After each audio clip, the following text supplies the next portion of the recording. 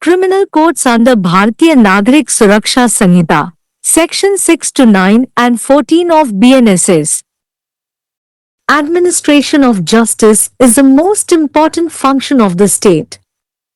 For this purpose, our Constitution has set up a hierarchy of courts. A court is a place where legal trials take place. It is an institution where several disputes are settled via the legal process. In this article, we shall discuss the hierarchy of criminal courts in India, S. 6 BNSS. The word court is attributed and has acquired the meaning of either a place where justice is administered and a person or persons who administer justice. In order to be a court, the person or persons who may be said to constitute it must be entrusted with judicial functions.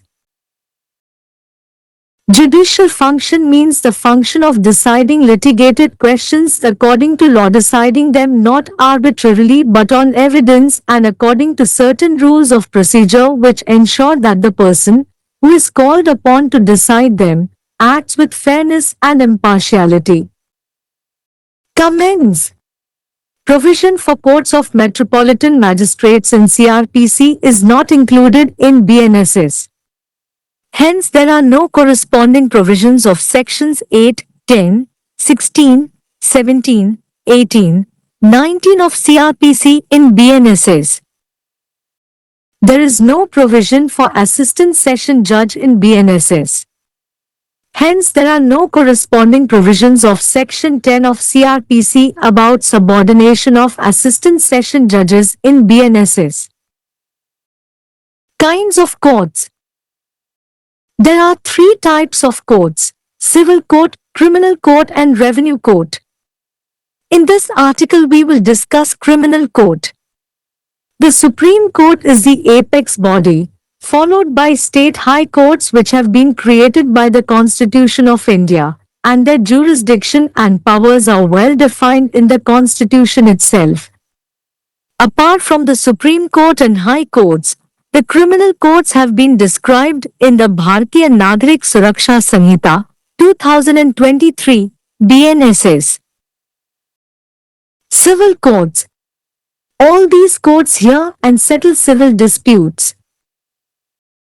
The court of the district judge is the highest civil court in a district to deal with civil cases. Very often the same court is called the court of district and sessions judge, when it deals with both civil and criminal cases at the district level. The judge of this court is appointed by the governor of the state. Below the court of district judge, there may be one or more courts of sub-judges in the district. Separate family courts, which are equal to courts of sub-judge, have been established in districts to exclusively hear cases of family disputes like divorce, custody of children, etc. Below them there are courts of mansifs and small causes courts which decide cases involving petty amounts. No appeal can be made against the decisions of the small causes courts.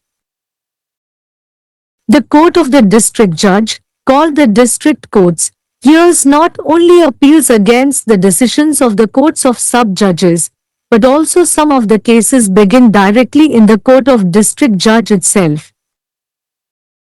Appeals against the decisions of civil court may be heard by the High Court of the state. Civil courts deal with cases pertaining to disputes between two or more persons regarding property, divorce, contract, and breach of agreement or landlord-tenant disputes. Revenue courts. Revenue courts deal with cases of land revenue in the state. The highest revenue court in the district is the Board of Revenue. Under it are the courts of commissioners, collectors, tehsildars and assistant tehsildars. The Board of Revenue hears the final appeals against all the lower revenue courts under it. Criminal courts. The term criminal court is not defined in the Sanhita. The court can be defined as denoting every judge or magistrate lawfully exercising jurisdiction in criminal cases, whether for the decision of such cases in the first instance or in appeal, or for commitment to any other court or officer. A criminal court is a court that has the jurisdiction and authority to try and punish the persons accused of committing a crime as per criminal law. Generally, the government files a case in criminal courts against a person who has committed any crime. The reason behind this is that whenever a crime is committed, it is considered an act against a state and not only the victim. It is the paramount duty of the state to protect its citizens. Therefore, the state becomes operative when a crime is committed.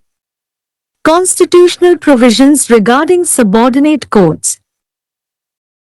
Part 6 of the Indian Constitution has provisions to regulate the organization of subordinate courts and to ensure their independence from the executive.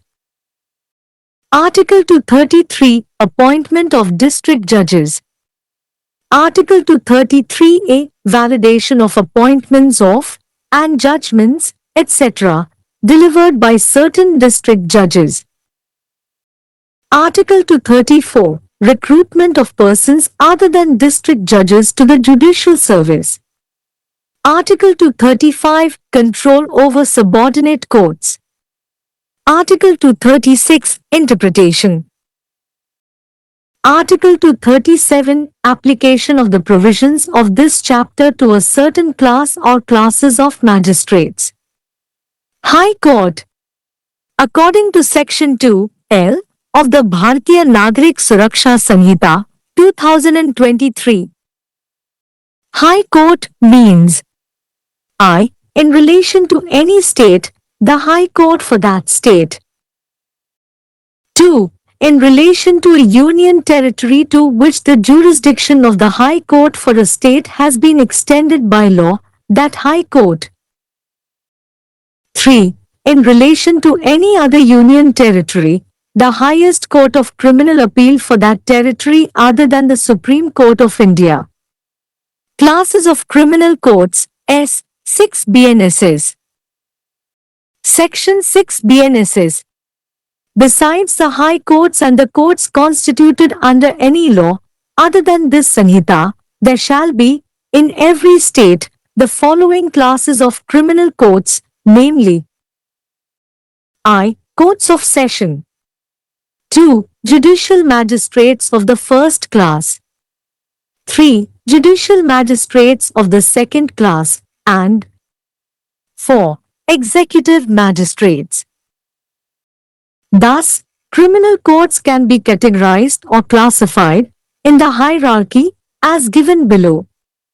Supreme Court, High Court, Sessions Court, also called Court of Session. Judicial magistrates of first class. Judicial magistrates of second class. Executive magistrates. In R. Subramaniam V. Commissioner, AIR 1964 MAD 185 case, the Madras High Court said that it is necessary that a criminal court must function as criminal court. Merely one of the courts mentioned in Section 6 CRPC, S. 6 BNSS, is not enough. In Dara Singh v. Tej Kaur, 2000 CRLJ 3145 case, the court observed that a court of special judge is not a court falling within Section 6, and, therefore cannot be described as a court of session. In AR Antony v. R.S. Naik, AIR 1984 SC 718 case, the Supreme Court observed that a court of special judge is a court of original criminal jurisdiction, has all powers except those specially excluded. Supreme Court. The Supreme Court of India has the jurisdiction to deal with criminal cases. The jurisdiction and powers of this court are very well mentioned in the Indian Constitution. Section 420 of the Bharatiya Nagrik Suraksha Sanhita, 2023 provides provisions related to appeal against conviction by the High Court in certain cases in the Supreme Court. Section 446 of Bharatiya Nagarik Suraksha Sanhita 2023 also grants the Supreme Court the power to transfer cases and appeals from one High Court to the other High Court. High Court. High courts are established for each state by the Constitution of India. Article 227 of the Indian Constitution provides that except for the court formed for the armed forces, every High Court must have supervision over all courts and tribunals throughout the territories over which it exercises jurisdiction. The Bharatiya Nagarik Suraksha Sanhita 2023 imposes a duty on the High Court under Section 529 to exercise continuous control over the courts of judicial magistrates subordinate to it. The Sanhita has also granted several powers and duties to the High Court, including those related to appeals and amendments. The High Court has the power to pass any sentence authorized by law. Territorial division. According to Section 7(1) of BNSS, every state shall be a sessions division or shall consist of sessions divisions, and every sessions division shall, for the purposes of this Sanhita, be a district or consist of districts.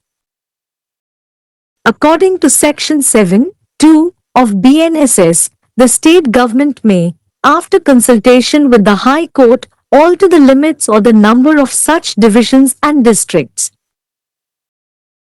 According to Section 7(3) of BNSS, the state government may, after consultation with the High Court, divide any district into subdivisions and may alter the limits or the number of such subdivisions. According to Section 7(4) of BNSS, the sessions divisions, districts and subdivisions existing in a state at the commencement of this Sanhita shall be deemed to have been formed under this section. Court of Session. The Court of Sessions is said to be the highest court of criminal jurisdiction in a district. It is also known as the Court of First Instance to try serious criminal offences. Serious criminal offences mean offences whose punishment is imprisonment exceeding 7 years, including life imprisonment. The Court of Sessions, as established under the Bharatiya Nagarik Suraksha Sanhita 2023, CRPC 1973, stands as a cornerstone in the criminal justice system of India. Section 6 of BNSS provides for subordinate courts, apart from the High Court in every state. The provisions related to the Court of Session are contained under Section 8 of BNSS.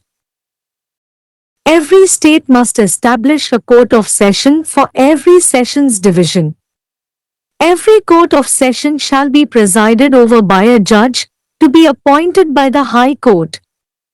The High Court may also appoint additional sessions judges to exercise jurisdiction in a Court of Session. The Court of Session shall ordinarily hold its sitting at such place or places as the High Court may, by notification, specify, but, if, in any particular case, the Court of Session is of opinion that it will tend to the general convenience of the parties and witnesses to hold its sittings at any other place in the Sessions Division, it may, with the consent of the prosecution and the accused, sit at that place for the disposal of the case or the examination of any witness or witnesses therein. The Sessions Judge may, from time to time, make orders consistent with this Sanhita as to the distribution of business among such additional sessions judges. The sessions judge may also make provision for the disposal of any urgent application, in the event of his absence or inability to act, by an additional sessions judge, or if there be no additional sessions judge, by the Chief Judicial Magistrate, and such judge or magistrate shall be deemed to have jurisdiction to deal with any such application.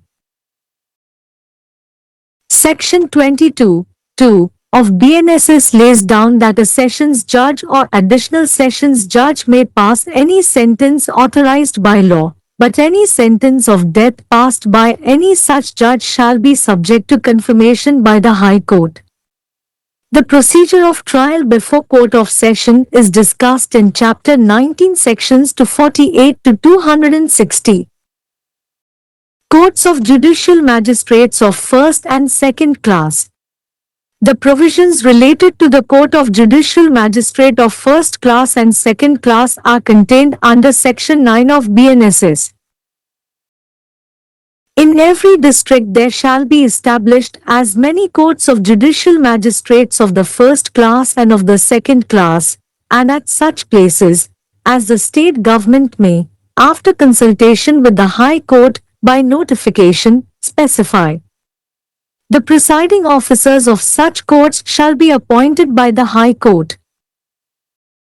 The High Court shall appoint a judicial magistrate of the first class in every district, to be the Chief Judicial Magistrate. The High Court may appoint any judicial magistrate of the first class to be an additional Chief Judicial Magistrate, and such magistrate shall have all or any of the powers of a Chief Judicial Magistrate under this Sanhita or under any other law for the time being in force as the High Court may direct. The High Court may designate any judicial magistrate of the first class in any subdivision as the subdivisional judicial magistrate and relieve him of the responsibility specified in this section as occasion requires. The High Court may, if requested by the central or state government so to do, confer upon any person who holds or has held any post under the government, all or any of the powers conferred or conferable by or under this Sanhita on a judicial magistrate of the first class or of the second class, in respect to particular cases or to particular classes of cases, in any local area. Every Chief Judicial Magistrate shall be subordinate to the Sessions Judge, and every other Judicial Magistrate shall, subject to the general control of the Sessions Judge, be subordinate to the Chief Judicial Magistrate. According to Section 23(1) of BNSS, the court of a Chief Judicial Magistrate may pass any sentence authorized by law except a sentence of death or of imprisonment for life or of imprisonment for a term exceeding 7 years. According to Section 23(2) of BNSS, the court of a magistrate of the first class may pass a sentence of imprisonment for a term not exceeding 3 years, or of fine not exceeding 50,000 rupees, or of both, or of community service. According to Section 23(3) of BNSS, the Court of Magistrate of the second class may pass a sentence of imprisonment for a term not exceeding 1 year, or of fine not exceeding 10,000 rupees, or of both, or of community service. Community service shall mean the work which the court may order a convict to perform as a form of punishment that benefits the community, for which he shall not be entitled to any remuneration. Executive Magistrates. As executive magistrates are supposed to execute administrative functions, they were neither given power to try accused nor pass verdicts. They are mainly concerned with administrative functions. Section 14 of BNSS deals with appointment of executive magistrate. The state government has the power to appoint as many persons as it thinks fit to be executive magistrates and to appoint one of them as district magistrate. It may also appoint any one of them as additional district magistrate who shall have such of the powers of a district magistrate under this code or any other law for the time being in force as may be directed by the state government. It could also place an executive magistrate in charge of subdivision and relieve him of such a charge. When a magistrate is placed in charge of a subdivision, he shall be called the subdivisional magistrate. The state government has also the power to confer on the Commissioner of Police all or any of the powers of an executive magistrate. All the executive magistrates in the district, except the additional district magistrate, will be subordinate to the district magistrate. While exercising the powers in a subdivision, they will also be subordinate to subdivisional magistrate, subject, however, to the general control of the district magistrate.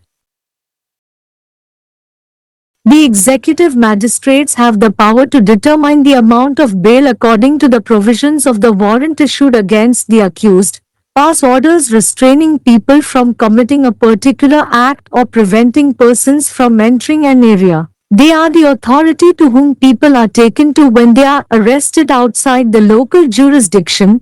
The executive magistrates are the only one with the power to disperse a crowd or an unlawful assembly. Further, they are authorized to use force while doing the same according to the gravity and requirements of the situation.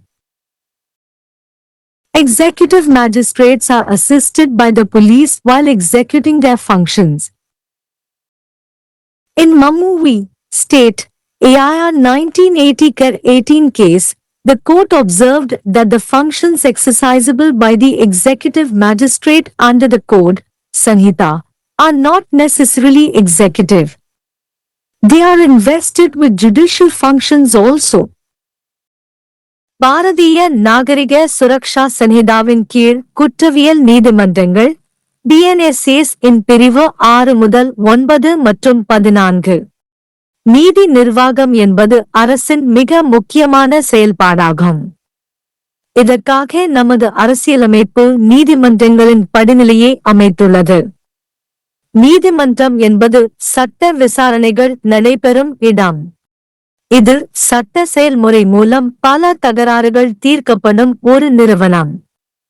இந்த கட்டுரையில் இந்தியாவில் குற்றவியல் நீதிமன்றங்களின் படிநிலையை பற்றி விவாதிப்போம். S6 BNSS. நீதிமன்றம் என்ற சொல் நீதி நிர்வகிக்கப்படும் இடம் மற்றும் நீதி வழங்கும் நபர் அல்லது நபர்கள் என்ற பொருளைக் கொண்டுள்ளது மற்றும் பெற்றுள்ளது. நீதிமன்றமாக இருக்க அதை உருவாக்குவதாக கூறப்படும் நபர் அல்லது நபர்களிடம் நீதித்துறை செயல்பாடுகள் ஒப்படைக்கப்பட வேண்டும். நீதித்துறை செயல்பாடு என்பது சட்டத்தின்படி வழக்கு தொடரப்பட்ட கேள்விகளை தீர்ப்பதற்கான செயல்பாடு. அவற்றை தன்னிச்சையாக அல்ல, ஆனால் ஆதாரங்களின் அடிப்படையில் மற்றும் சில நடைமுறை விதிகளின்படி அவற்றை தீர்மானிக்க அழைக்கப்பட்ட நபர் நியாயமாகவும் பாரபட்சமற்றதாகவும் செயல்படுவதை உறுதி செய்கிறது. கருத்துகள். இல் உள்ள பெருநகர நீதிபதிகளின் நீதிமன்றங்களுக்கான விதிகள் இல் சேர்க்கப்படவில்லை. எனவே இன் பிரிவுகள் 8, 10, 16, 17, 18, 19 இன் தொடர்புடைய விதிகள் எதுவும் இல்லை. இல் உதவி அமர்வு நீதிபதிக்கான ஏற்பாடு இல்லை. எனவே இல் உதவி அமர்வு நீதிபதிகளின் கீழ்ப்படுதல் குறித்து இன் பிரிவு 10 இன் தொடர்புடைய விதிகள் எதுவும் இல்லை. நீதிமன்றங்களின் வகைகள். 3 வகையான நீதிமன்றங்கள் உள்ளன: சிவில் நீதிமன்றம், குற்றவியல் நீதிமன்றம் மற்றும் வருவாய் நீதிமன்றம். இந்த கட்டுரையில் குற்றவியல் நீதிமன்றம் பற்றி விவாதிப்போம். உச்ச நீதிமன்றம் உச்ச அமைப்பாகும். அதைத் தொடர்ந்து இந்திய அரசியலமைப்பால் உருவாக்கப்பட்ட மாநில உயர் நீதிமன்றங்கள் உள்ளன, மேலும் அவற்றின் அதிகார வரம்பு மற்றும் அதிகாரங்கள் அரசியலமைப்பிலேயே நன்கு வரையறுக்கப்பட்டுள்ளன. உச்ச நீதிமன்றம் மற்றும் உயர் நீதிமன்றங்களைத் தவிர குற்றவியல் நீதிமன்றங்கள் பாரதிய நாகரிக் சுரக்ஷா சன்ஹிதா 2023 BNSS இல் விவரிக்கப்பட்டுள்ளன. சிவில் நீதிமன்றங்கள். இந்த நீதிமன்றங்கள் அனைத்தும் சிவில் தகராறுகளை கேட்டு தீர்த்து வைக்கின்றன. மாவட்ட நீதிபதியின் நீதிமன்றம் சிவில் வழக்குகளை கையாளும் மாவட்டத்தின் மிக உயர்ந்த சிவில் நீதிமன்றமாகும். மாவட்ட அளவில் சிவில் மற்றும் குற்றவியல் வழக்குகளை கையாளும் போது பெரும்பாலும் அதே நீதிமன்றம் மாவட்ட மற்றும் அமர்வு நீதிபதி நீதிமன்றம் என்று அழைக்கப்படுகிறது. இந்த நீதிமன்றத்தின் நீதிபதி மாநில ஆளுநரால் நியமிக்கப்படுகிறார். மாவட்ட நீதிபதி நீதிமன்றத்திற்கு கீழே மாவட்டத்தில் துணை நீதிபதிகளின் ஒன்று அல்லது அதற்கு மேற்பட்ட நீதிமன்றங்கள் இருக்கலாம். விவாகரத்து, குழந்தைகளின் பராமரிப்பு போன்ற குடும்ப தகராறுகளை பிரத்யேகமாக விசாரிக்க துணை நீதிபதியின் நீதிமன்றங்களுக்கு சமமான தனி குடும்ப நீதிமன்றங்கள் மாவட்டங்களில் நிறுவப்பட்டுள்ளன. அவற்றின் கீழே முன்சிஃப் நீதிமன்றங்களும் சிறிய தொகைகள் சம்பந்தப்பட்ட வழக்குகளை தீர்மானிக்கும் சிறிய வழக்கு நீதிமன்றங்களும் உள்ளன. சிறிய வழக்கு நீதிமன்றங்களின் முடிவுகளுக்கு எதிராக மேல்முறையீடு செய்ய முடியாது. மாவட்ட நீதிபதியின் நீதிமன்றம் மாவட்ட நீதிமன்றங்கள் என்று அழைக்கப்படுகிறது. துணை நீதிபதிகளின் நீதிமன்றங்களின் முடிவுகளுக்கு எதிரான மேல்முறையீடுகளை மட்டுமல்ல, சில வழக்குகளை நேரடியாக மாவட்ட நீதிபதி நீதிமன்றத்திலேயே விசாரிக்கிறது. சிவில் நீதிமன்றத்தின் முடிவுகளுக்கு எதிரான மேல்முறையீடுகளை மாநில உயர் நீதிமன்றத்தால் விசாரிக்க முடியும். சொத்து, விவாகரத்து, ஒப்பந்தம் மற்றும் ஒப்பந்த மீறல் அல்லது நில உரிமையாளர் குத்தகைதாரர் தகராறுகள் தொடர்பான 2 அல்லது அதற்கு மேற்பட்ட நபர்களுக்கு இடையிலான தகராறுகள் தொடர்பான வழக்குகளை சிவில் நீதிமன்றங்கள் கையாள்கின்றன. வருவாய் நீதிமன்றங்கள் மாநிலத்தில் நில வருவாய் தொடர்பான வழக்குகளை வருவாய் நீதிமன்றங்கள் கையாள்கின்றன. மாவட்டத்தின் மிக உயர்ந்த வருவாய் நீதிமன்றம் வருவாய் வாரியம் ஆகும். இதன் கீழ் ஆணையர்கள், கலெக்டர்கள், தாசில்தார்கள் மற்றும் உதவி தாசில்தார்கள் நீதிமன்றங்கள் உள்ளன. வருவாய் வாரியம் அதன் கீழ் உள்ள அனைத்து கீழ் வருவாய் நீதிமன்றங்களுக்கும் எதிரான இறுதி மேல்முறையீடுகளை விசாரிக்கிறது. குற்றவியல் நீதிமன்றங்கள் குற்றவியல் நீதிமன்றம் என்ற சொல் சனீதாவில் வரையறுக்கப்படவில்லை. முதல் முறையாக இது போன்ற வழக்குகளின் முடிவுக்காகவோ அல்லது மேல்முறையீட்டிற்காகவோ அல்லது வேறு எந்த நீதிமன்றம் அல்லது அதிகாரியிடம் உறுதியளிப்பதற்காகவோ குற்றவியல் வழக்குகளில் சட்டப்பூர்வமாக அதிகார வரம்பை பயன்படுத்தும் ஒவ்வொரு நீதிபதி அல்லது நீதிபதியையும் நீதிமன்றம் குறிக்கிறது என்று வரையறுக்கலாம். குற்றவியல் நீதிமன்றம் என்பது குற்றவியல் சட்டத்தின்படி குற்றம் சாட்டப்பட்ட நபர்களை விசாரித்து தண்டிக்கும் அதிகார வரம்பையும் அதிகாரத்தையும் கொண்ட நீதிமன்றமாகும். பொதுவாக எந்தவொரு குற்றத்தையும் செய்த ஒரு நபருக்கு எதிராக அரசாங்கம் குற்றவியல் நீதிமன்றங்களில் வழக்கு தாக்கல் செய்கிறது. இதற்கு காரணம், ஒரு குற்றம் செய்யப்படும் போதெல்லாம் அது பாதிக்கப்பட்டவருக்கு மட்டுமல்ல, ஒரு அரசுக்கு எதிரான செயலாக கருதப்படுகிறது. அரசின் குடிமக்களை பாதுகாப்பது அரசின் தலையாய கடமையாகும். எனவே ஒரு குற்றம் செய்யப்படும் போது அரசு செயல்படுகிறது. கீழ் நீதிமன்றங்கள் தொடர்பான அரசியலமைப்பு விதிகள். இந்திய அரசியலமைப்பின் பகுதி 6 கீழ் நீதிமன்றங்களின் அமைப்பை ஒழுங்குபடுத்துவதற்கும் நிர்வாகத்திலிருந்து அவற்றின் சுதந்திரத்தை உறுதி செய்வதற்கும் ஏற்பாடுகளை கொண்டுள்ளது. பிரிவு 233 மாவட்ட நீதிபதிகள் நியமனம். பிரிவு 23(3)(a) சில மாவட்ட நீதிபதிகளால் வழங்கப்படும் நியமனங்கள் மற்றும் தீர்ப்புகள் போன்றவற்றை சரிபார்த்தல். பிரிவு 234 மாவட்ட நீதிபதிகள் அல்லாத பிற நபர்களை நீதித்துறை சேவைக்கு ஆட்சேர்ப்பு செய்தல். பிரிவு 235 கீழ் நீதிமன்றங்கள் மீதான கட்டுப்பாடு. பிரிவு 236 விளக்கம். பிரிவு 237 இந்த அத்தியாயத்தின் விதிகளை ஒரு குறிப்பிட்ட வகுப்பு அல்லது நீதிபதிகளின் வகுப்புகளுக்கு பயன்படுத்துதல். உயர் நீதிமன்றம். பாரதிய நாகரிக சுரக்ஷா சன்ஹிதா 2023 இன் பிரிவு 2(L) இன் படி உயர் நீதிமன்றம் என்பது எந்த ஒரு மாநிலத்தையும் பொறுத்தவரை அந்த மாநிலத்திற்கான உயர் நீதிமன்றம். ஒரு மாநிலத்திற்கான உயர் நீதிமன்றத்தின் அதிகார வரம்பு சட்டத்தால் நீட்டிக்கப்பட்டுள்ள யூனியன் பிரதேசம் தொடர்பாக அந்த உயர் நீதிமன்றம் 3. வேறு எந்த யூனியன் பிரதேசத்தையும் பொறுத்தவரை இந்திய உச்சநீதிமன்றம் தவிர அந்த பிரதேசத்திற்கான குற்றவியல் மேல்முறையீட்டுக்கான உச்ச நீதிமன்றம். குற்றவியல் நீதிமன்றங்களின் வகுப்புகள் S6 BNSS சோகஸ்மெலி பிரிவு 6 BNSS. இந்த சனிதாவை தவிர வேறு எந்த சட்டத்தின் கீழும் அமைக்கப்பட்ட உயர் நீதிமன்றங்கள் மற்றும் நீதிமன்றங்களைத் தவிர ஒவ்வொரு மாநிலத்திலும் பின்வரும் வகை குற்றவியல் நீதிமன்றங்கள் இருக்கும், அதாவது அமர்வு நீதிமன்றங்கள். 2. முதல் வகுப்பு நீதித்துறை நீதிபதிகள். 3. இரண்டாம் வகுப்பு நீதித்துறை நீதிபதிகள் மற்றும் 4. நிர்வாக நீதிபதிகள். எனவே குற்றவியல் நீதிமன்றங்களை கீழே கொடுக்கப்பட்டுள்ளபடி படிநிலையில் வகைப்படுத்தலாம் அல்லது வகைப்படுத்தலாம். உச்ச நீதிமன்றம், உயர் நீதிமன்றம், செஷன்ஸ் நீதிமன்றம், செஷன் நீதிமன்றம் என்றும் அழைக்கப்படுகிறது. முதல் வகுப்பு நீதித்துறை மாஜிஸ்திரேட்டுகள். இரண்டாம் வகுப்பு நீதித்துறை மாஜிஸ்திரேட்டுகள். எக்ஸிகியூட்டிவ் மாஜிஸ்திரேட்டுகள். ஆர்.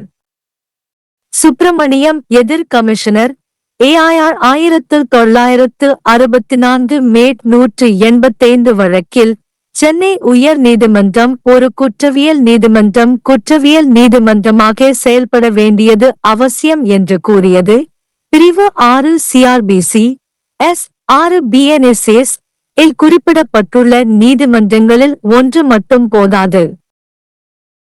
தாரா சிங் எதிர் தேஜ் கவுர் 2000 CRLG 3145 வழக்கில் சிறப்பு நீதிபதி நீதிமன்றம் பிரிவு 6க்குள் வரும் நீதிமன்றம் அல்ல என்றும், எனவே அதை அமர்வு நீதிமன்றம் என்று விவரிக்க முடியாது என்றும் நீதிமன்றம் குறிப்பிட்டது. AR ஆண்டலே V.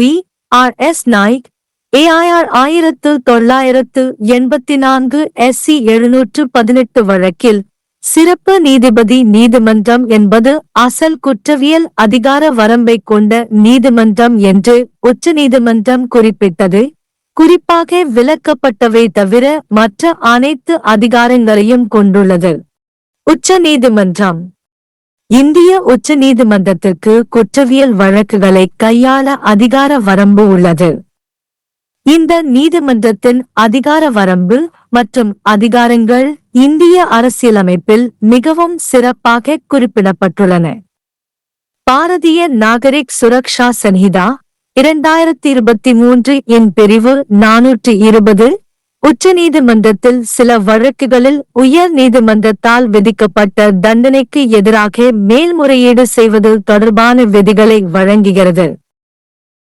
பாரதிய நாகரிக் சுரக்ஷா சன்ஹிதா 2023 இன் பிரிவு 446 வழக்குகள் மற்றும் மேல்முறையீடுகளை ஒரு உயர் நீதிமன்றத்திலிருந்து மற்றொரு உயர் நீதிமன்றத்திற்கு மாற்றும் அதிகாரத்தையும் உச்ச நீதிமன்றத்திற்கு வழங்குகிறது.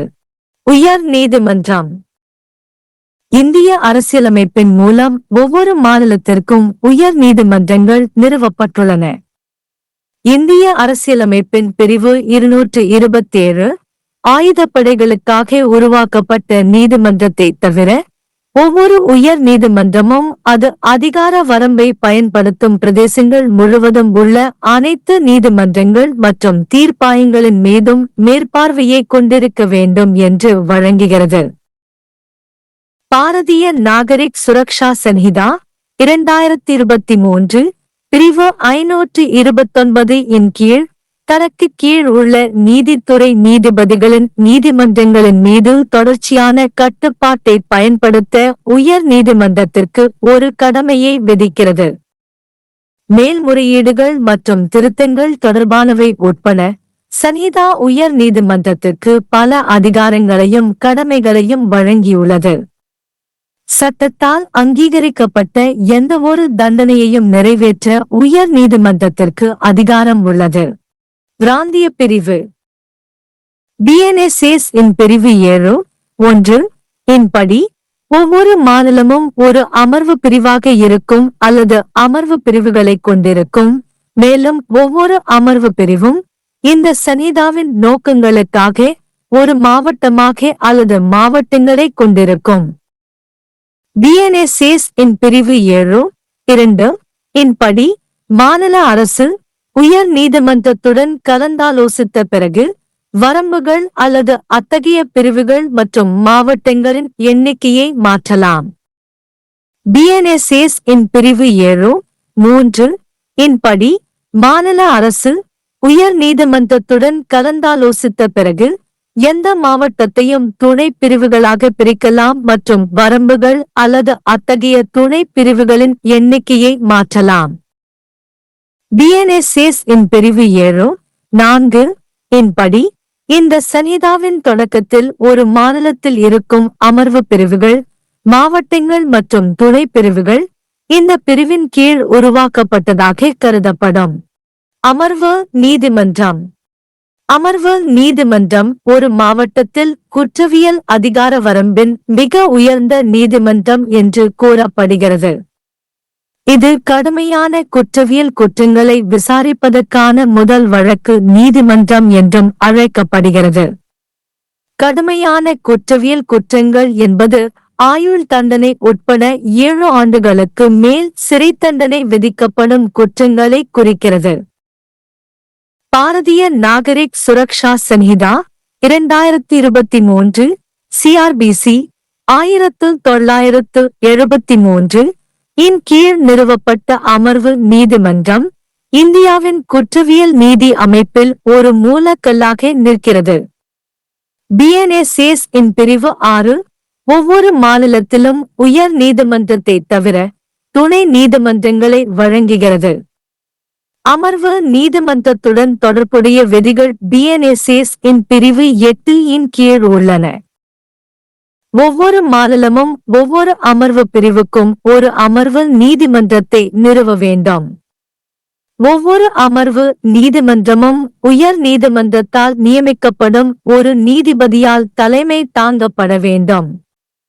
அமர்வு நீதிமன்றத்தில் அதிகார வரம்பை பயன்படுத்த உயர் நீதிமன்றம் கூடுதல் அமர்வு நீதிபதிகளையும் நியமிக்கலாம்.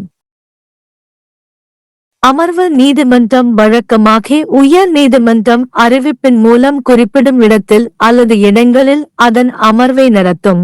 ஆனால் எந்தவொரு குறிப்பிட்ட வழக்கிலும் அமர்வு பிரிவில் உள்ள வேறு எந்த இடத்திலும் அதன் அமர்வுகளை நடத்துவது கட்சிகள் மற்றும் சாட்சிகளின் பொதுவான வசதிக்காக இருக்கும் என்று அமர்வு நீதிமன்றம் கருதினால் அது வழக்கு தொடுப்பவர் மற்றும் குற்றம் சாட்டப்பட்டவரின் ஒப்புதலுடன் வழக்கை முடிக்க அல்லது அதில் உள்ள எந்த சாட்சி அல்லது சாட்சிகளை விசாரிக்க அந்த இடத்தில் அமரலாம். அமர்வு நீதிபதி அவ்வப்போது இந்த சன்ஹிதாவிற்கு இணங்க அத்தகைய கூடுதல் அமர்வு நீதிபதிகளிடையே பணிகளை பகிர்வது குறித்து உத்தரவுகளை பிறப்பிக்கலாம். கூடுதல் அமர்வு நீதிபதி அல்லது கூடுதல் அமர்வு நீதிபதி இல்லாத நிலையில் தலைமை நீதித்துறை மாஜிஸ்திரேட்டால் எந்தவொரு அவசர விண்ணப்பத்தையும் தீர்ப்பதற்கான ஏற்பாடுகளையும் அமர்வு நீதிபதி செய்யலாம். மேலும் அத்தகைய நீதிபதி அல்லது மாஜிஸ்திரேட் அத்தகைய எந்தவொரு விண்ணப்பத்தையும் கையாள அதிகார வரம்பை கொண்டிருப்பதாக கருதப்படுவார். BNSS இன் பிரிவு 22(2) ஒரு அமர்வு நீதிபதி அல்லது கூடுதல் அமர்வு நீதிபதி சட்டத்தால் அங்கீகரிக்கப்பட்ட எந்த தண்டனையையும் வழங்கலாம் என்று கூறுகிறது. ஆனால் அத்தகைய நீதிபதியால் வழங்கப்படும் எந்தவொரு மரண தண்டனையும் உயர் நீதிமன்றத்தால் உறுதிப்படுத்தப்பட வேண்டும். அமர்வு நீதிமன்றத்தின் முன் விசாரணை நடைமுறை அத்தியாயம் 19 பிரிவுகள் 248 முதல் 260 வரை விவாதிக்கப்பட்டுள்ளது. முதல் மற்றும் 2ஆம் வகுப்பு நீதித்துறை மாஜிஸ்திரேட் நீதிமன்றங்கள். முதல் வகுப்பு மற்றும் 2ஆம் வகுப்பு நீதித்துறை மாஜிஸ்திரேட் நீதிமன்றத்துடன் தொடர்புடைய விதிகள் BNSS இன் பிரிவு 9 இன் கீழ் உள்ளன. ஒவ்வொரு மாவட்டத்திலும் முதல் வகுப்பு மற்றும் 2ஆம் வகுப்பு நீதித்துறை மாஜிஸ்திரேட் நீதிமன்றங்கள் நிறுவப்பட வேண்டும். மேலும் மாநில அரசு உயர் நீதிமன்றத்துடன் கலந்தாலோசித்த பிறகு அறிவிப்பின் மூலம் குறிப்பிடக்கூடிய இடங்களில் அத்தகைய நீதிமன்றங்களின் தலைமை அதிகாரிகள் உயர் நீதிமன்றத்தால் நியமிக்கப்படுவார்கள். உயர் நீதிமன்றம் ஒவ்வொரு மாவட்டத்திலும் முதல் வகுப்பு நீதித்துறை மாஜிஸ்திரேட்டை தலைமை நீதித்துறை மாஜிஸ்திரேட்டாக நியமிக்கும். உயர் நீதிமன்றம் எந்த முதல் வகுப்பு நீதித்துறை நடுவரையும் கூடுதல் தலைமை நீதித்துறை நடுவராக நியமிக்கலாம். மேலும் அத்தகைய நீதிபதி இந்த சன்ஹிதாவின் கீழ் அல்லது உயர் நீதிமன்றம் இயக்கக்கூடிய வேறு எந்த சட்டத்தின் கீழ் ஒரு தலைமை நீதித்துறை நடுவரின் அனைத்து அல்லது ஏதேனும் அதிகாரங்களையும் கொண்டிருப்பார். உயர் நீதிமன்றம் எந்த ஒரு துணை பிரிவிலும் உள்ள முதல் வகுப்பு நீதித்துறை நடுவரை துணை பிரிவு நீதித்துறை நடுவராக நியமிக்கலாம் மற்றும் சந்தர்ப்பத்திற்கு ஏற்ப இந்த பிரிவில் குறிப்பிடப்பட்டுள்ள பொறுப்புகளிலிருந்து அவரை விடுவிக்கலாம். உயர் நீதிமன்றம் மத்திய அல்லது மாநில அரசாங்கத்தால் கோரப்பட்டால் அரசாங்கத்தின் கீழ் எந்த ஒரு பதவியையும் வகிக்கும் அல்லது வகித்து வரும் எந்த ஒரு நபருக்கும் இந்த சன்ஹிதாவால் அல்லது அதன் கீழ் வழங்கப்பட்ட அல்லது வழங்கக்கூடிய அனைத்து அல்லது ஏதேனும் அதிகாரங்களையும் எந்த ஒரு உள்ளூர் பகுதியிலும் முதல் வகுப்பு அல்லது இரண்டாம் வகுப்பு நீதித்துறை நடுவருக்கு வழங்கலாம். ஒவ்வொரு தலைமை நீதித்துறை நடுவரும் அமர்வு நீதிபதிக்கு கீழ்ப்படிந்தவராக இருப்பார். மேலும் ஒவ்வொரு மற்ற நீதித்துறை நடுவரும் அமர்வு நீதிபதியின் பொது கட்டுப்பாட்டிற்கு உட்பட்டு தலைமை நீதித்துறை நடுவருக்கு கீழ்ப்படிந்தவராக இருப்பார். BNSS பிரிவு 23(1) இன் படி தலைமை நீதித்துறை நடுவர் நீதிமன்றம் மரண தண்டனை அல்லது ஆயுள் தண்டனை அல்லது 7 ஆண்டுகளுக்கு மேல் சிறை தண்டனை தவிர சட்டத்தால் அங்கீகரிக்கப்பட்ட எந்த தண்டனையையும் விதிக்கலாம். BNSS பிரிவு 23(2) இன் படி முதல் வகுப்பு நடுவர் நீதிமன்றம் 3 ஆண்டுகளுக்கு மேல் சிறை தண்டனை அல்லது 50,000 ரூபாய்க்கு மேல் அபராதம் அல்லது 2 அல்லது சமூக சேவை தண்டனையை விதிக்கலாம். BNSS பிரிவு 23(3) இன் படி இரண்டாம் வகுப்பு நடுவர் நீதிமன்றம் 1 வருடத்திற்கு மேல் சிறை தண்டனை அல்லது 10,000 ரூபாய்க்கு மேல் அபராதம் அல்லது 2 அல்லது சமூக சேவை தண்டனையை விதிக்கலாம். சமூக சேவை என்பது ஒரு குற்றவாளி சமூகத்திற்கு நன்மை பயக்கும் தண்டனை வடிவமாகச் செய்ய நீதிமன்றம் உத்தரவிடக்கூடிய பணியை குறிக்கிறது. அதற்காக அவருக்கு எந்த ஊதியமும் கிடைக்காது. நிர்வாக நடுவர்கள் நிர்வாக நீதிபதிகள் நிர்வாக செயல்பாடுகளை செய்ய வேண்டியிருப்பதால் குற்றம் சாட்டப்பட்டவர்களை விசாரிக்கவோ அல்லது தீர்ப்புகளை வழங்கவோ அவர்களுக்கு அதிகாரம் வழங்கப்படவில்லை. அவை முக்கியமாக நிர்வாக செயல்பாடுகளுடன் தொடர்புடையவை. BNSS இன் பிரிவு 14 நிர்வாக நீதிபதி நியமனம் பற்றி கையாள்கிறது. மாநில அரசு நிர்வாக நீதிபதிகளாக இருக்க தகுந்தவர்கள் என நினைக்கும் அளவுக்கு அதிகமான நபர்களை நியமிக்கவும் அவர்களில் ஒருவரை மாவட்ட நீதிபதியாக நியமிக்கவும் அதிகாரம் உள்ளது. அவர்களில் யாரையாவது கூடுதல் மாவட்ட நீதிபதியாகவும் நியமிக்கலாம். அவர் இந்த சட்டத்தின் கீழ் அல்லது மாநில அரசாங்கத்தால் இயக்கப்படும் வேறு எந்த சட்டத்தின் கீழ் ஒரு மாவட்ட நீதிபதியின் அதிகாரங்களை கொண்டவர். இது துணைப்பிரிவின் பொறுப்பில் ஒரு நிர்வாக நீதிபதியை நியமித்து அத்தகைய பொறுப்பிலிருந்து அவரை விடுவிக்கலாம். ஒரு துணைப்பிரிவின் பொறுப்பில் ஒரு நீதிபதி நியமிக்கப்படும் போது அவர் துணைப்பிரிவு நீதிபதி என்று அழைக்கப்படுவார். ஒரு நிர்வாக நீதிபதியின் அனைத்து அல்லது ஏதேனும் அதிகாரங்களையும் காவல் ஆணையருக்கு வழங்கும் அதிகாரமும் மாநில அரசுக்கு உண்டு. கூடுதல் மாவட்ட நீதிபதியை தவிர மாவட்டத்தில் உள்ள அனைத்து நிர்வாக நீதிபதிகளும் மாவட்ட நீதிபதிக்கு கீழ்ப்படிந்தவர்களாக இருப்பார்கள்.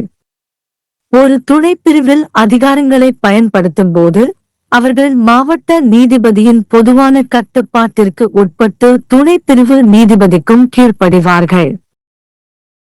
குற்றம் சாட்டப்பட்டவர்களுக்கு எதிராக பிறப்பிக்கப்பட்ட வாரண்டின் விதிகளின்படி ஜாமீன் தொகையை நிர்ணயிக்கும் அதிகாரம் நிர்வாக நீதிபதிகளுக்கு உண்டு.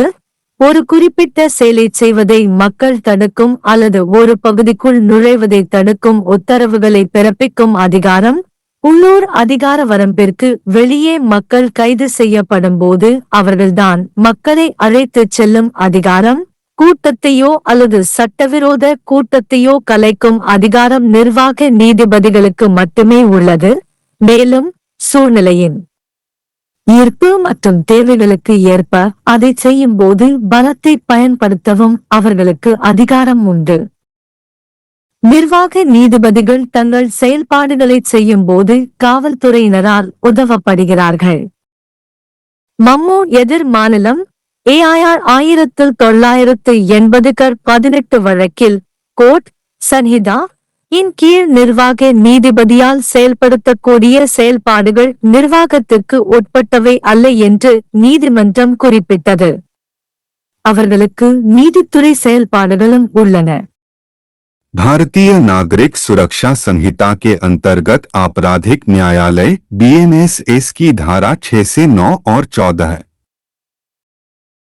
न्याय का प्रशासन राज्य का सबसे महत्वपूर्ण कार्य है। इस उद्देश्य के लिए हमारे संविधान ने न्यायालयों का पदानुक्रम स्थापित किया है। न्यायालय वह स्थान है जहां कानूनी परीक्षण होते हैं। यह एक ऐसी संस्था है जहां कानूनी प्रक्रिया के माध्यम से कई विवादों का निपटारा किया जाता है। इस लेख में हम भारत में आपराधिक न्यायालयों के पदानुक्रम पर चर्चा करेंगे। धारा 6 BNSS। न्यायालय शब्द का अर्थ है वह स्थान जहां न्याय प्रशासित होता है और वह व्यक्ति या व्यक्ति जो न्याय प्रशासित करते हैं। न्यायालय होने के लिए वह व्यक्ति या व्यक्ति जिन्हें न्यायालय का गठन करने वाला कहा जा सकता है, उन्हें न्यायिक कार्य सौंपे जाने चाहिए। न्यायिक कार्य का अर्थ है कानून के अनुसार मुकदमे के प्रश्नों का निर्णय करना, उन्हें मनमाने ढंग से नहीं बल्कि साक्ष्य के आधार पर और प्रक्रिया के कुछ नियमों के अनुसार तय करना, जो यह सुनिश्चित करते हैं कि जिस व्यक्ति को उन्हें तय करने के लिए बुलाया जाता है वह निष्पक्षता और निष्पक्षता के साथ कार्य करता है। टिप्पणियां। CRPC में मेट्रोपॉलिटन मजिस्ट्रेट की अदालतों के लिए प्रावधान BNSS में शामिल नहीं है। इसलिए BNSS में CRPC की धारा 8, 10, 16, 17, 18, 19 के कोई संगत प्रावधान नहीं है। BNSS में सहायक सत्र न्यायाधीश के लिए कोई प्रावधान नहीं है। इसलिए BNSS में सहायक सत्र न्यायाधीशों की अधीनता के बारे में CRPC की धारा 10 के कोई संगत प्रावधान नहीं है। न्यायालय के प्रकार। न्यायालय 3 प्रकार के होते हैं: सिविल न्यायालय, आपराधिक न्यायालय और राजस्व न्यायालय। इस लेख में हम आपराधिक न्यायालय पर चर्चा करेंगे। सर्वोच्च न्यायालय सर्वोच्च निकाय है। उसके बाद राज्य उच्च न्यायालय हैं, जिन्हें भारत के संविधान द्वारा बनाया गया है और उनके अधिकार क्षेत्र और शक्तियों को संविधान में ही अच्छी तरह से परिभाषित किया गया है। सर्वोच्च न्यायालय और उच्च न्यायालयों के अलावा भारतीय नागरिक सुरक्षा संहिता 2023 BNSS में आपराधिक न्यायालयों का वर्णन किया गया है। सिविल न्यायालय। ये सभी न्यायालय सिविल विवादों की सुनवाई और निपटारा करते हैं। जिला न्यायाधीश का न्यायालय सिविल मामलों से निपटने के लिए जिले का सर्वोच्च सिविल न्यायालय है। अक्सर एक ही न्यायालय को जिला एवं सत्र न्यायाधीश का न्यायालय कहा जाता है, जब वह जिला स्तर पर सिविल और आपराधिक दोनों मामलों से निपटता है। इस न्यायालय के न्यायाधीश की नियुक्ति राज्य के राज्यपाल द्वारा की जाती है। जिला न्यायाधीश के न्यायालय के नीचे जिले में उप न्यायाधीशों की एक या अधिक अदालतें हो सकती हैं।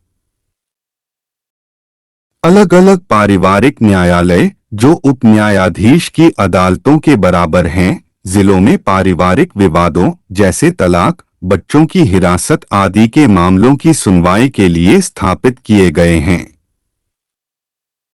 उनके नीचे मुंसिफ और छोटे वादों की अदालतें हैं जो छोटी रकम से जुड़े मामलों का फैसला करती हैं।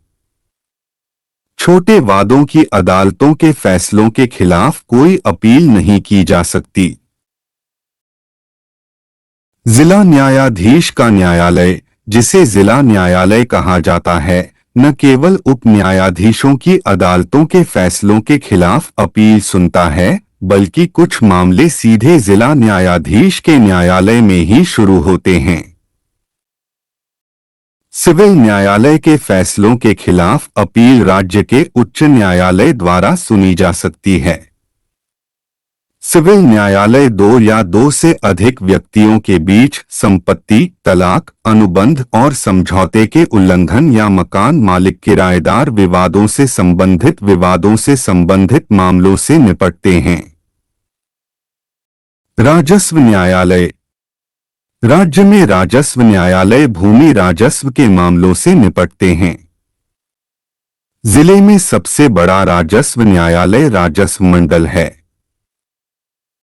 इसके अंतर्गत आयुक्त, कलेक्टर, तहसीलदार और सहायक तहसीलदार के न्यायालय हैं। राजस्व मंडल अपने अधीन सभी निचली राजस्व अदालतों के खिलाफ अंतिम अपील सुनता है। आपराधिक न्यायालय। संहिता में आपराधिक न्यायालय शब्द को परिभाषित नहीं किया गया है। न्यायालय को प्रत्येक न्यायाधीश या मजिस्ट्रेट के रूप में परिभाषित किया जा सकता है जो आपराधिक मामलों में विधिपूर्वक अधिकार क्षेत्र का प्रयोग करता है, चाहे ऐसे मामलों के पहले उदाहरण में निर्णय के लिए या अपील के लिए या किसी अन्य न्यायालय या अधिकारी के समक्ष प्रतिबद्धता के लिए। आपराधिक न्यायालय एक ऐसा न्यायालय है जिसके पास आपराधिक कानून के अनुसार अपराध करने के आरोपी व्यक्तियों पर मुकदमा चलाने और उन्हें दंडित करने का अधिकार है। आमतौर पर सरकार किसी ऐसे व्यक्ति के खिलाफ आपराधिक न्यायालयों में मामला दायर करती है जिसने कोई अपराध किया हो। इसके पीछे कारण यह है कि जब भी कोई अपराध होता है तो उसे राज्य के विरुद्ध कार्य माना जाता है, न कि केवल पीड़ित के विरुद्ध। राज्य का सर्वोच्च कर्तव्य है कि वह अपने नागरिकों की रक्षा करे। इसलिए जब कोई अपराध होता है तो राज्य सक्रिय हो जाता है। अधीनस्थ न्यायालयों के संबंध में संवैधानिक प्रावधान। भारतीय संविधान के भाग 6 में अधीनस्थ न्यायालयों के संगठन को विनियमित करने और कार्यपालिका से उनकी स्वतंत्रता सुनिश्चित करने के प्रावधान हैं। अनुच्छेद 233 जिला न्यायाधीशों की नियुक्ति। अनुच्छेद 233 कुछ जिला न्यायाधीशों की नियुक्तियों और उनके द्वारा दिए गए निर्णयों आदि का सत्यापन। अनुच्छेद 234 न्यायिक सेवा में जिला न्यायाधीशों के अलावा अन्य व्यक्तियों की भर्ती। अनुच्छेद 235 अधीनस्थ न्यायालयों पर नियंत्रण। अनुच्छेद 236 व्याख्या। अनुच्छेद 237 मजिस्ट्रेटों के एक निश्चित वर्ग या वर्गों पर इस अध्याय के प्रावधानों का लागू होना। उच्च न्यायालय। भारतीय नागरिक सुरक्षा संहिता 2023 की धारा 2L के अनुसार उच्च न्यायालय का अर्थ है आय किसी राज्य के संबंध में उस राज्य का उच्च न्यायालय। 2 किसी संघ राज्य क्षेत्र के संबंध में जिस पर किसी राज्य के उच्च न्यायालय का अधिकार क्षेत्र कानून द्वारा विस्तारित किया गया है वह उच्च न्यायालय। 3 किसी अन्य संघ राज्य क्षेत्र के संबंध में भारत के सर्वोच्च न्यायालय के अलावा उस क्षेत्र के लिए आपराधिक अपील का सर्वोच्च न्यायालय। दंड न्यायालयों की श्रेणियां। धारा 6 बीएनएसएस। धारा 6 बीएनएसएस इस संहिता के अलावा किसी अन्य कानून के तहत गठित उच्च न्यायालयों और न्यायालयों के अलावा प्रत्येक राज्य में निम्नलिखित प्रकार के दंड न्यायालय होंगे, अर्थात I सत्र न्यायालय। 2 प्रथम श्रेणी के न्यायिक मजिस्ट्रेट। 3 द्वितीय श्रेणी के न्यायिक मजिस्ट्रेट और 4 कार्यकारी मजिस्ट्रेट। इस प्रकार आपराधिक न्यायालयों को पदानुक्रम में वर्गीकृत किया जा सकता है, जैसा कि नीचे दिया गया है। सर्वोच्च न्यायालय, उच्च न्यायालय, सत्र न्यायालय जिसे सत्र न्यायालय भी कहा जाता है, प्रथम श्रेणी के न्यायिक मजिस्ट्रेट, द्वितीय श्रेणी के न्यायिक मजिस्ट्रेट, कार्यकारी मजिस्ट्रेट।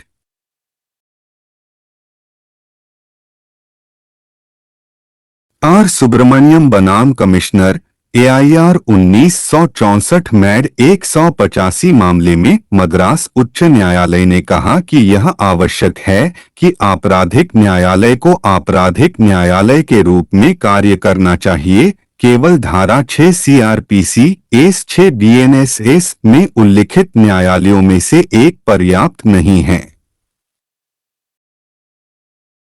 दारा सिंह बनाम तेज कौर 2000 CRLJ 3145 मामले में न्यायालय ने देखा कि विशेष न्यायाधीश का न्यायालय धारा 6 के अंतर्गत आने वाला न्यायालय नहीं है और इसलिए इसे सत्र न्यायालय के रूप में वर्णित नहीं किया जा सकता है। AR अंतुले बनाम RS नाइक AIR 1984 SC 718 मामले में सर्वोच्च न्यायालय ने कहा कि विशेष न्यायाधीश का न्यायालय मूल आपराधिक अधिकार क्षेत्र का न्यायालय होता है, जिसके पास विशेष रूप से बहिष्कृत मामलों को छोड़कर सभी शक्तियां होती हैं। सर्वोच्च न्यायालय, भारत के सर्वोच्च न्यायालय के पास आपराधिक मामलों से निपटने का अधिकार क्षेत्र है। इस न्यायालय के अधिकार क्षेत्र और शक्तियों का भारतीय संविधान में बहुत अच्छी तरह से उल्लेख किया गया है। भारतीय नागरिक सुरक्षा संहिता 2023 की धारा 420 में कुछ मामलों में उच्च न्यायालय द्वारा सर्वोच्च न्यायालय में दोष सिद्धि के विरुद्ध अपील से संबंधित प्रावधान दिए गए हैं। भारतीय नागरिक सुरक्षा संहिता 2023 की धारा 446 में सर्वोच्च न्यायालय को एक उच्च न्यायालय से दूसरे उच्च न्यायालय में मामलों और अपीलों को स्थानांतरित करने की शक्ति भी दी गई है। उच्च न्यायालय, भारत के संविधान द्वारा प्रत्येक राज्य के लिए उच्च न्यायालय स्थापित किए गए हैं। भारतीय संविधान के अनुच्छेद 227 में प्रावधान है कि सशस्त्र बलों के लिए गठित न्यायालय को छोड़कर प्रत्येक उच्च न्यायालय को अपने अधिकार क्षेत्र वाले सभी क्षेत्रों में सभी न्यायालयों और न्यायाधिकरणों पर पर्यवेक्षण रखना चाहिए। भारतीय नागरिक सुरक्षा संहिता 2023 धारा 529 के तहत उच्च न्यायालय पर अपने अधीनस्थ न्यायिक मजिस्ट्रेटों की अदालतों पर निरंतर नियंत्रण रखने का कर्तव्य डालती है। संहिता ने उच्च न्यायालय को अपील और संशोधन से संबंधित कई शक्तियां और कर्तव्य भी दिए हैं।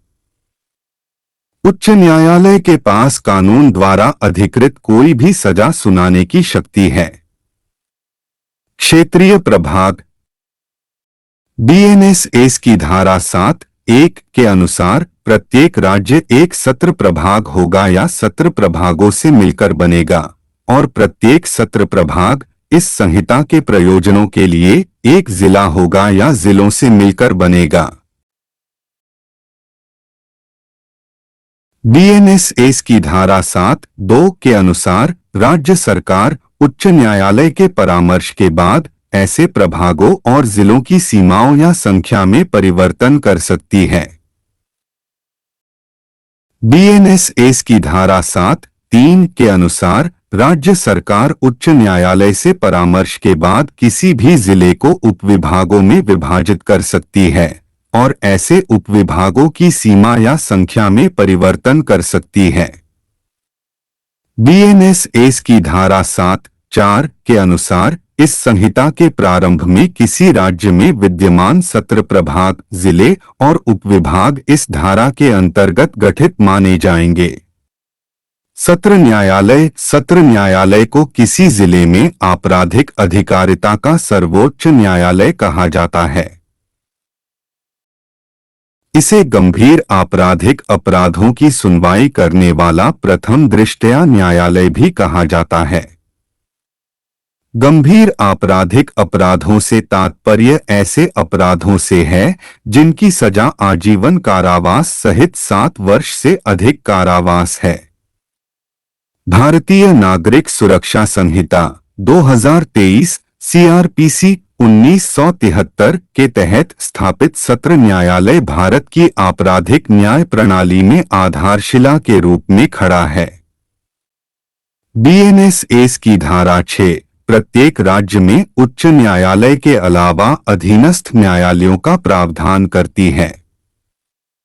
सत्र न्यायालय से संबंधित प्रावधान बीएनएसएस की धारा 8 के अंतर्गत निहित हैं।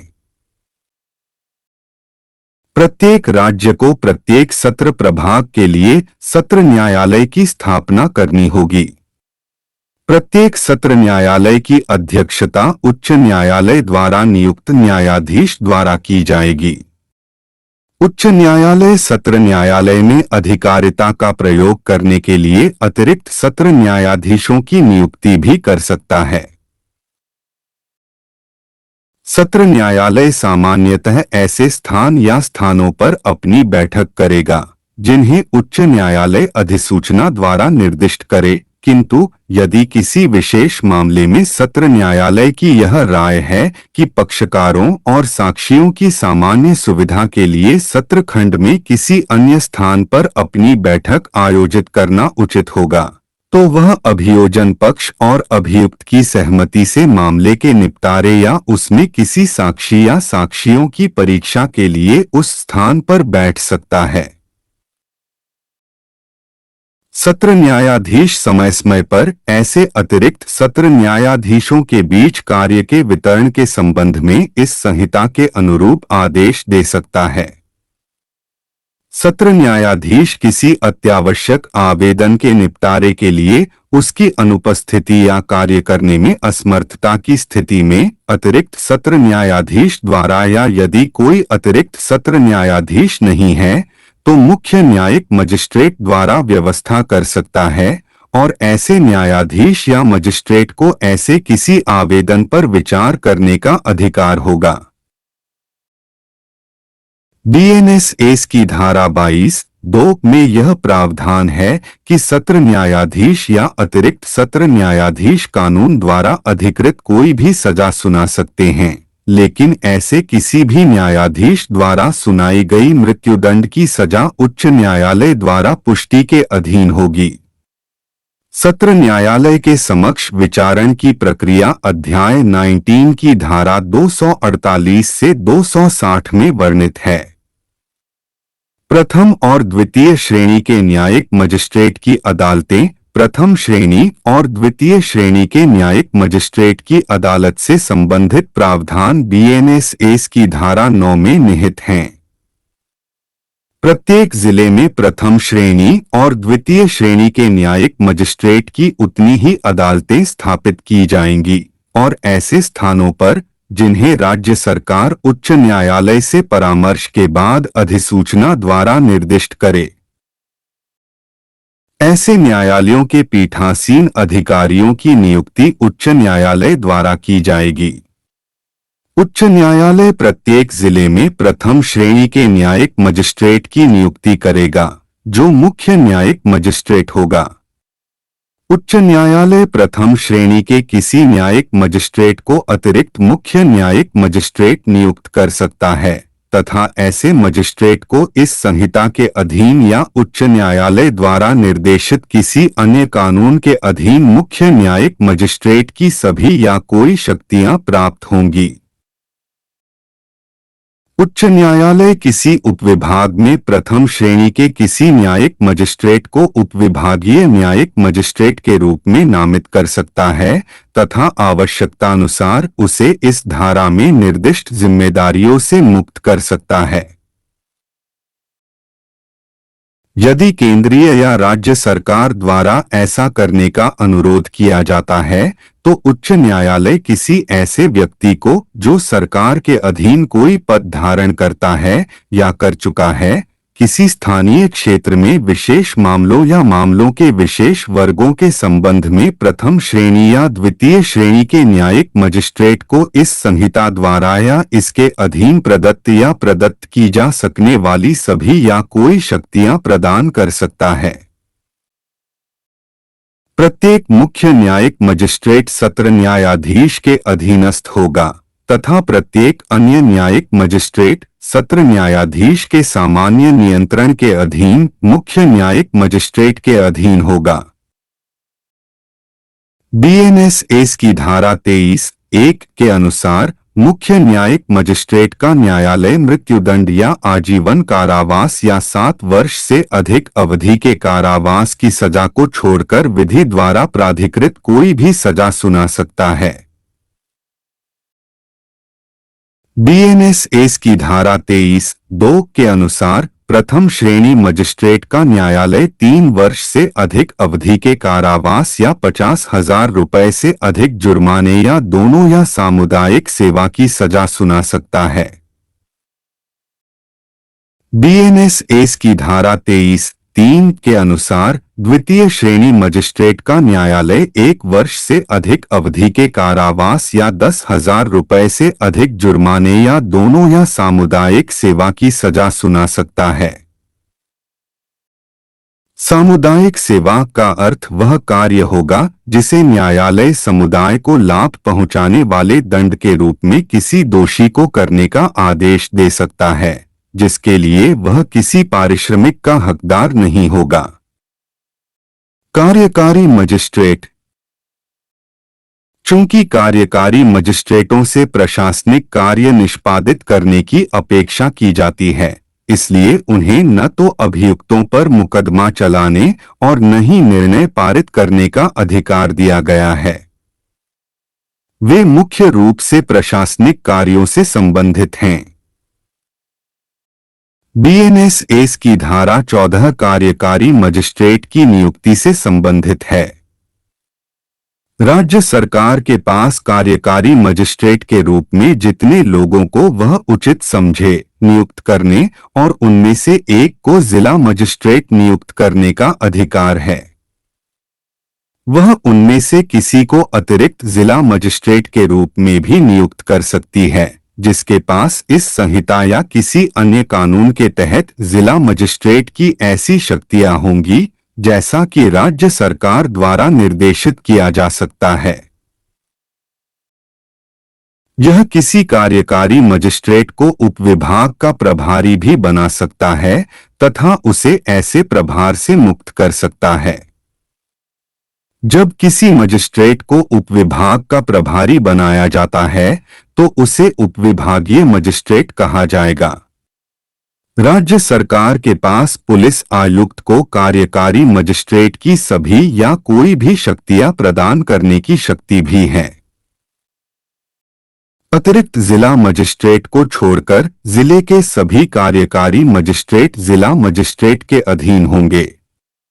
उपविभाग में शक्तियों का प्रयोग करते समय वे उपविभागीय मजिस्ट्रेट के अधीन भी होंगे, हालांकि जिला मजिस्ट्रेट के सामान्य नियंत्रण के अधीन।